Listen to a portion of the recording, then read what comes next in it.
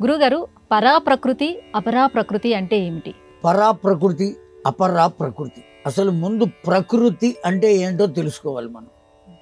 మనకు తెలిసింది ప్రకృతి అంటే చెట్లు, చేమలు, పుట్టలు, పొదలు, నదులు, సముద్రాలు, పర్వతాలు, ఇవన్నీ ప్రకృతి. మనం కూడా ప్రకృతి. ఎట్లా ప్రకృతి? ప్రకృతి అనే పదానికి అర్థం ఏమిటంటే కృతి అంటే చేయబడినది అని అర్థం. కృణీకరణే అనే ధాతువు నుంచి వచ్చిన పదం ఇది. కృతి అంటే చేయబడినది. ఏ విధంగా చేయబడినది? ప్రకృతి ప్రకృష్టముగా చేయబడినది, గొప్పగా చేయబడినది అని అర్థం. కేవలం ఉండి పోయేటువంటి తత్వం ఏదైతే ఉన్నదో అది ప్రకృతి. లోకంలో ఉండే పర్వతాలన్నీ ఇప్పుడు కాకపోతే రేపొద్దున కనపడకుండా పోతాయి. నదులు కూడా ఒక్కొక్కప్పుడు ఎండిపోయే అవకాశం ఉన్నది, కనపడకుండా లుప్తం అయ్యే అవకాశం ఉన్నది. అలాగే చెట్లు, చేమలు, పుట్టేటువంటి మనుష్యులు, జీవరాశులు, ఇవన్నీ కూడా పుడుతూ ఉంటాయి, పోతూ ఉంటాయి, పుడుతూ ఉంటాయి, పోతూ ఉంటాయి. ఇలా భగవంతుడి చేత చేయబడిన సృష్టి మొత్తం ప్రకృతి. శాశ్వతమైనటువంటి సృష్టి ఉన్నది భగవంతుడిది. సూర్యుడు, చంద్రుడు, ఆకాశము, భూమి, ఈ తత్వాలన్నీ కూడా శాశ్వతమైనటువంటి. వీటినన్నిటినీ పరాప్రకృతి అంటాం. భగవంతుడి చేతే చేయబడినవి.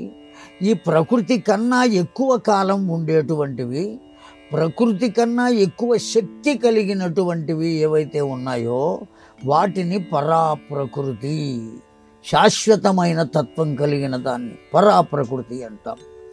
భగవంతుని చేతనే చేయబడి ఉండిపోయేటువంటి దాన్ని ప్రకృతి అని పిలుస్తాం. కనుక ప్రకృతికి పరాప్రకృతికి ఉండేటువంటి తేడా అది. అసలు ప్రకృతి అంటే శ్రేష్టముగా చేయబడినది. ఒక మనిషి ఉన్నాడు, ఆ మనిషి యొక్క ఆలోచన ఎంత గొప్పది. భూమి మీద భగవంతుని చేత సృష్టింపబడిన మనిషే.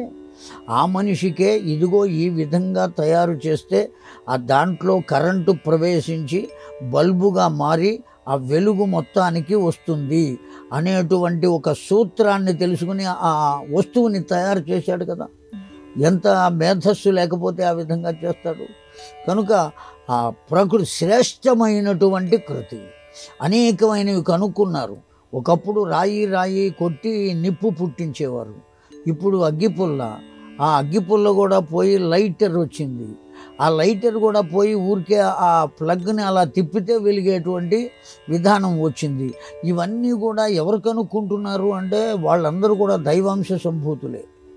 అందులో ఏమాత్రం సందేహం లేదు. శాస్త్రవేత్తలు కూడా ఎటువంటి వారయ్యా అంటే దైవము యొక్క అంశతో కలిగినటువంటి వాళ్ళు.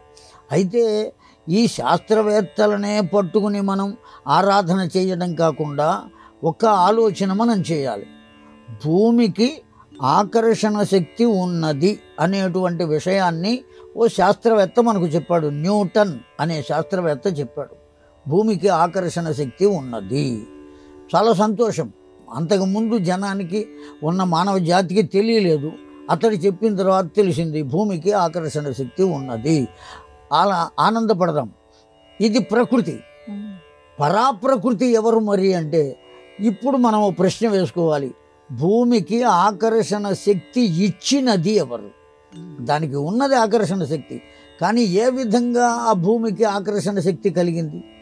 ఎవరిస్తే వచ్చింది ఆకర్షణ శక్తి అనే ప్రశ్న వేసుకుంటే వచ్చే సమాధానమే పరాప్రకృతి. కనుక ప్రకృతికి పరాప్రకృతికి చాలా తేడా ఉన్నది. ఈ ప్రకృతి ఉంటుంది, పోతుంది, అది కూడా గొప్పదే. పరాప్రకృతి అనబడేటువంటిది ఎక్కువ కాలం ఉంటుంది, అది కూడా భగవంతుని చేత చేయబడినదే. అది తేడా.